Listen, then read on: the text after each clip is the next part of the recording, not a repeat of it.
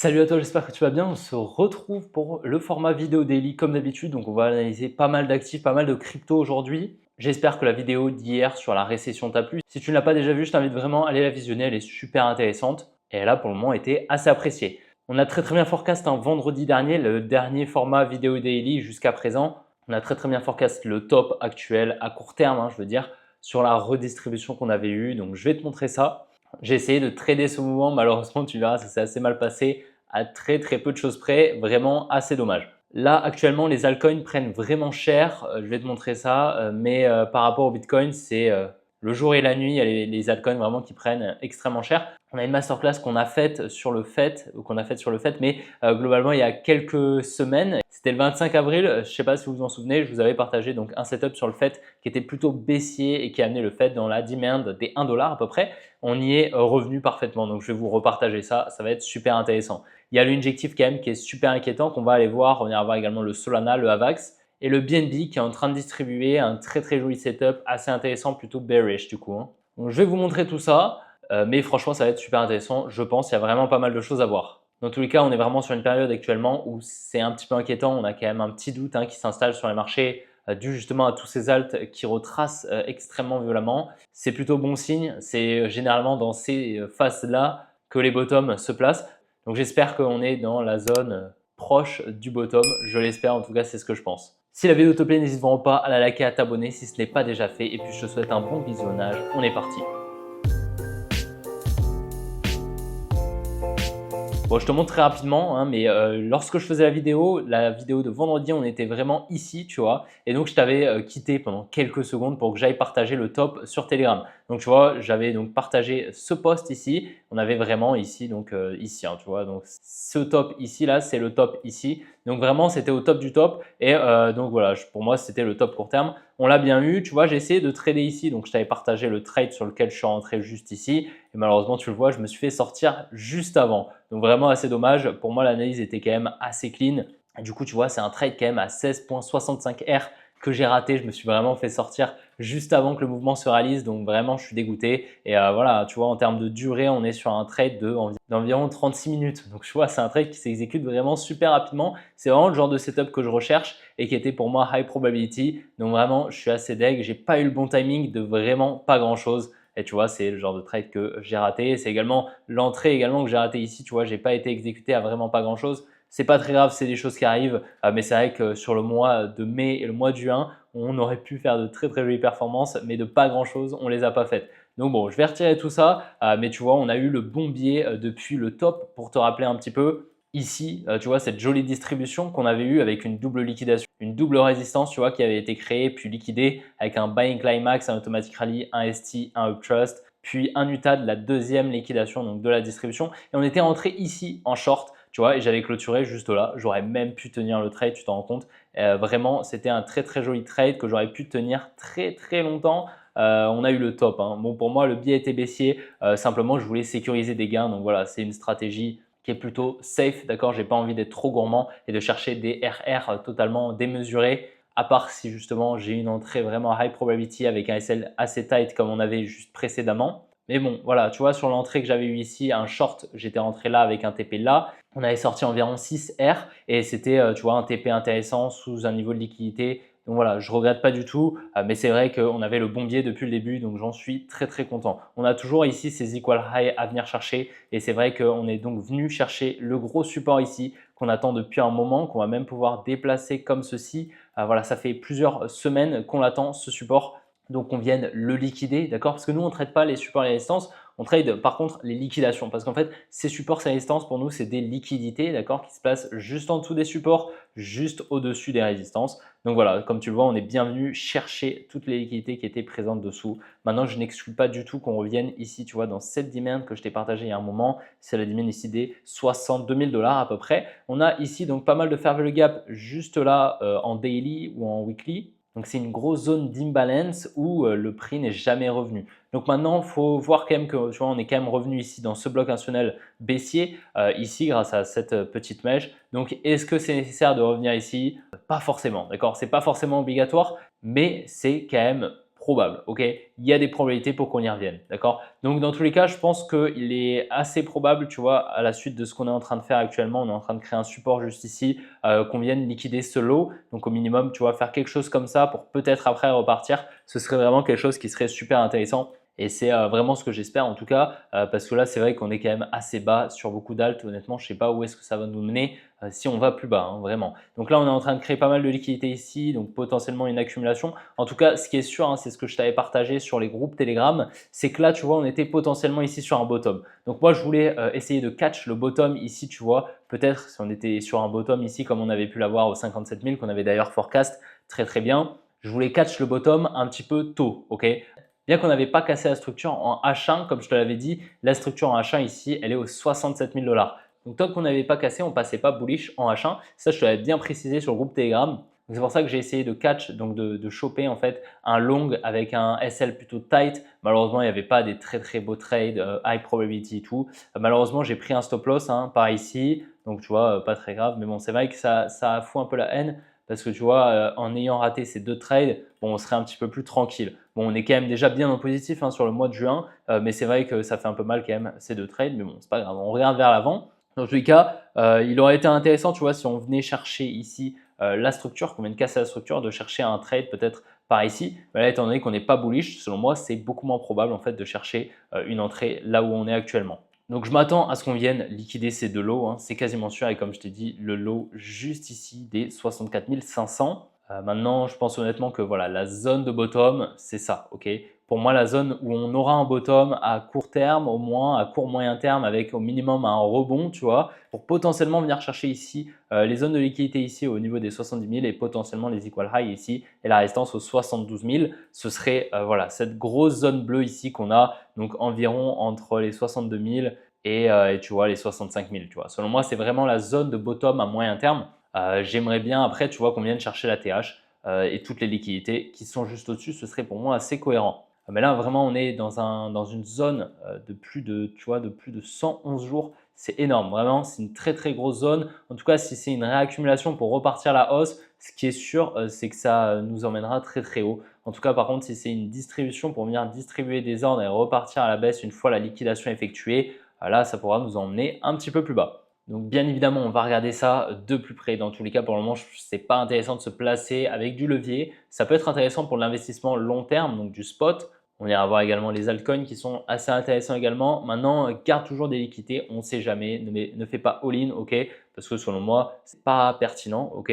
Bien que franchement, selon moi, la zone est quand même assez intéressante. Surtout ces liquidités au nord là qui nous amènent de la confiance sur le biais haussier. Le BNB qui a amené une petite hype précédemment, tu vois, depuis le bottom, on est sur environ 1 fois 3,5, tu vois, donc c'est vraiment pas mal. On est donc venu créer une résistance, une très très grosse résistance ici, qu'on est venu liquider, tu vois. Donc cette résistance a été créée par la Smart Money, bien sûr, tu vois, avec une magnifique distribution en lower time frame. Enfin, on la voit en daily, elle est vraiment très très grosse. Donc c'est une très très jolie distribution. Pour moi, la tiers ici se trouve juste là. Donc au niveau de l'automatic rally ici, au niveau des 495 $ à peu près, tu vois. Donc un buying climax, on aurait un automatic rally ici, on aurait un ST ici, un ST ici et un uptrust juste là. Donc la liquidation de cette résistance, tu vois, qui est également une résistance en higher time frame.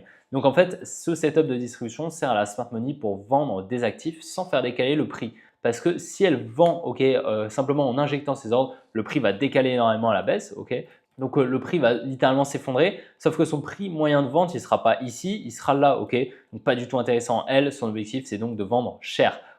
On a eu également une news que CZ possédait 64% de la supply du BNB, donc c'est quand même assez conséquent. Il est même possible que CZ soit en train de vendre ses BNB. Donc voilà, selon moi, vraiment, il y a de fortes probabilités de venir chercher ce low ici. Donc est-ce qu'il sera un petit peu décorrélé de ce que fait actuellement le Bitcoin? Donc c'est pas impossible hein, et qu'au final le Bitcoin pump et que le BNB baisse. Dans tous les cas, je pense que la prochaine target ici pour le BNB, ça va être dans un premier temps la tiers, puis par la suite ici cette demand des 385 $ à peu près. Maintenant, il ne faut pas oublier qu'on a quand même pas mal de liquidités ici. Maintenant, bon, pour le moment, le plus probable c'est cette demand. Et en plus de ça, on a pas mal de liquidités ici, donc vraiment, on a une grosse probabilité selon moi de venir chercher ici. Bon, le fait, c'est vraiment une masterclass. Tu vas voir, il y a pas mal de dessins, mais tu vas vite y retrouver. C'est pas très très compliqué. Globalement, ici, tu vois, on avait une distribution que je vais te montrer. Si tu veux, on va en lower time frame, on va être en 1 heure. Donc tu vois, première distribution ici, on vient créer ici une résistance, un espèce de range qu'on pourrait appeler la dump money. On vient le liquider à la hausse, on a une tiers ici qui détient de la liquidité, puis on dump assez fortement. Lorsqu'on était là, qu'est-ce qui s'est passé? Je t'ai posté un tweet sur Twitter, donc sur également Telegram, et également je t'avais partagé sur YouTube. On était donc le 24 avril et donc je t'avais partagé ce setup de distribution. Je t'avais dit qu'il était très probable selon moi de venir chercher la demand juste ici. Donc c'est la demand globalement des 1 dollar, tu vois, parce que c'est une zone où il y a les 1 dollar. Mais c'est une zone qui commence donc au 1 dollar et qui finit au 1.2. Ok. Donc je t'avais partagé ce setup en disant que le biais weekly était baissier. On avait un high weekly juste là, tu vois, et un low weekly juste ici. Donc un order flow dû au biais baissier weekly. Je m'attendais à des plus basses qu'on vient de liquider donc ce low.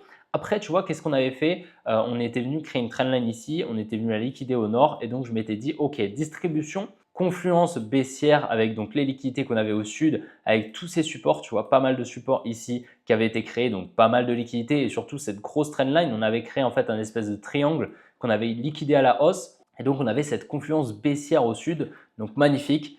Très joli setup et une distribution avec une double liquidation, même triple à peu près, tu vois, avec un buy climax, un automatic rally, un ST, un up trust, un UTAD juste là. Et donc le top était pour moi marqué ici, comme je te l'avais dit lorsqu'on était à peu près ici le 23 mai, tu vois. C'était il n'y a pas longtemps, hein, c'était il y a quelques semaines, 3 semaines à peu près.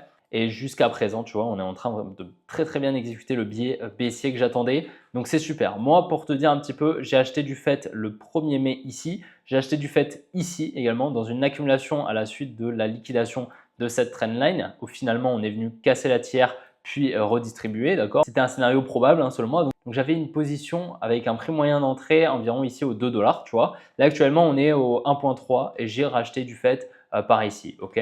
Donc magnifique selon moi. On a potentiellement posé le bottom, mais ce n'est pas forcément obligatoire parce que tu vois, on est vraiment venu à la surface de ce bloc baissier. Donc il n'est pas impossible qu'on vienne un petit peu plus profondément accumuler ici et repartir à la hausse. Par contre, ce qu'il faut savoir, c'est que si on ne tient pas à cette demand, là, ce sera beaucoup plus catastrophique. Pourquoi? Parce que en fait, la prochaine zone pour le fait, la prochaine zone d'accumulation et de réaccumulation dans laquelle on pourra donc repartir à la hausse, ce sera ici. Je vais te la mettre en rose. C'est la zone ici des 70 centimes.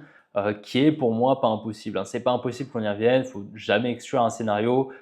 Et là, on est quand même pas très loin, hein, tu vois, on est à moins 50%. On est déjà, par contre, sur une grosse performance baissière, tu vois, de moins 60%. Donc ça nous emmènerait assez bas, hein, moins 80% à peu près. Mais on est sur les cryptos, c'est pas impossible. Maintenant, comme je t'ai dit, le scénario le plus probable selon moi, c'est qu'on pose le bottom ici. Mais si on ne tient pas ici ce lot des 1 dollar à peu près, on viendra chercher ici avec de fortes probabilités. À présent, on vient ici, tu vois, dans cette demand qui est extrêmement importante.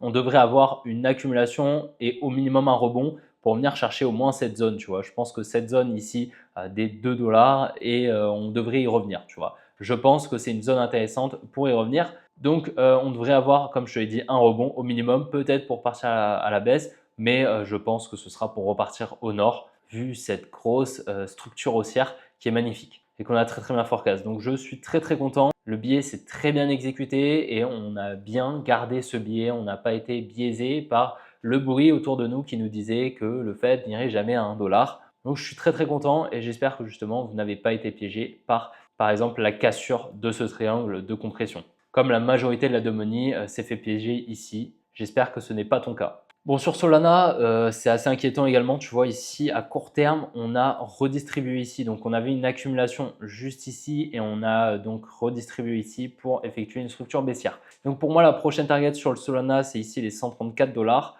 Maintenant, n'oublie pas, hein, comme je te le dis assez souvent, on a ici ces liquidités en dessous de ce support.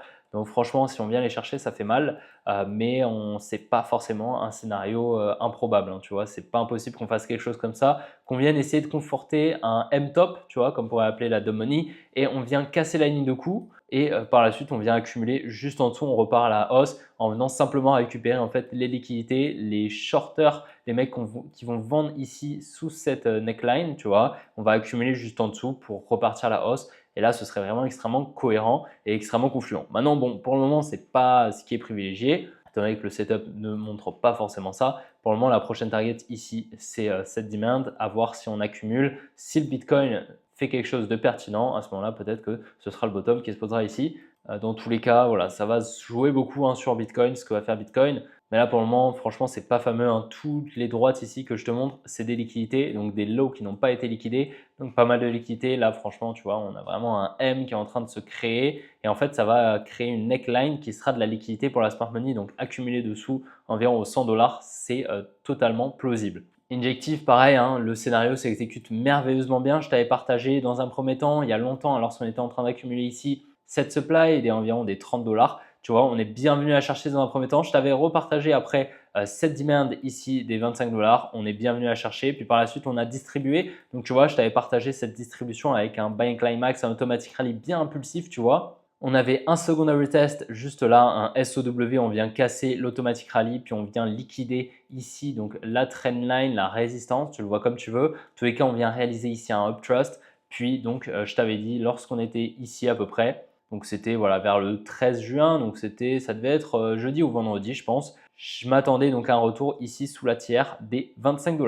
Donc c'est bien ce qu'on est en train de faire, donc magnifique, on a bien eu tout ce move, c'est super. Maintenant, si on monte un petit peu en time frame, ce qui fait extrêmement peur, c'est ça, tu vois. En fait, là, on avait une jolie distribution qu'on avait bien forecast ici lorsqu'on y était. On était donc revenu ici dans cette supply, sauf que là, qu'est-ce que je remarque? C'est ça. Tu vois, on a une grosse structure en formation baissière et là, ça me fait un peu peur. Tu vois. Là, ça me fait un peu peur parce que si on effectue cette structure baissière, parce qu'en fait, on n'a aucun intérêt de venir rechercher ce low, si ce n'est pas pour aller plus bas en fait. Hein, tu vois, parce que toute cette demand ici, tout ce bloc institutionnel haussier, cette réaccumulation a été mitigated. Donc les ordres ont été refermés de la smart money. Donc, aucun intérêt de repartir plus bas si ce n'est pour effectuer la mitigation d'un order block plus bas. Et si c'est le cas, l'order block plus bas, c'est ici l'order block des 8 $.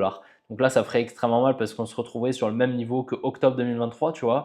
Donc là, ça ferait un sacré retracement et je pense que beaucoup penseraient qu'on serait dans le bear market. Hein. Là, clairement, et ça y ressemblerait grandement. Maintenant, je ne pense pas que ce sera le cas, mais tu vois, c'est vraiment ce bloc national qui va être important à surveiller. Selon moi, vraiment, le injective a pas mal de probabilités d'y retourner vu les liquidités qu'on a là. En tout cas, ce qui serait vraiment important qu'il fasse, c'est qu'il accumule, qu'il commence à accumuler ici, tu vois, qu'il crée un petit support qui vienne liquider ici ce lot par exemple, même peut-être celui-ci, tu vois, et qui reparte à la hausse. Là, ce serait vraiment important. Par contre, s'il commence à casser ce low, c'est le low, tu vois, des 18 $ et qui viennent casser ici le low ici, là, ce sera directement direction les 8 $ et ça ferait vraiment très très mal parce qu'on serait sur un plus de 50% de baisse. C'est pour le moment un scénario qui est assez intéressant honnêtement sur l'injective. C'est un scénario baissier que je n'ai pas forcément sur d'autres alts. Donc c'est vrai que c'est assez compliqué actuellement d'avoir un biais, mais là, au vu de ce qu'on est en train de faire sur pas mal d'alts, ça me paraît quand même pas mal baissier. Pour le moment, je pense qu'on peut avoir un bottom à court moyen terme, venir chercher la TH sur Bitcoin. Après, il faudra voir ce qu'on fera au-dessus de la TH. Sur le AVAX, on garde la même target. Notre target, ça a été toujours la même, c'est ici, cette demand des 22 $ à peu près. Et on est pour le moment parfaitement en direction pour aller la chercher. Donc pas grand chose à dire, je pense que ça pourrait être une zone de bottom, honnêtement, c'est 22 $. Donc pour le moment, rien à dire. On est au 28 actuellement, ça nous ferait une petite baisse de 20%. Et je pense que ce sera assez probable hein, qu'on y aille. Tu vois, on est en train de créer ici un support.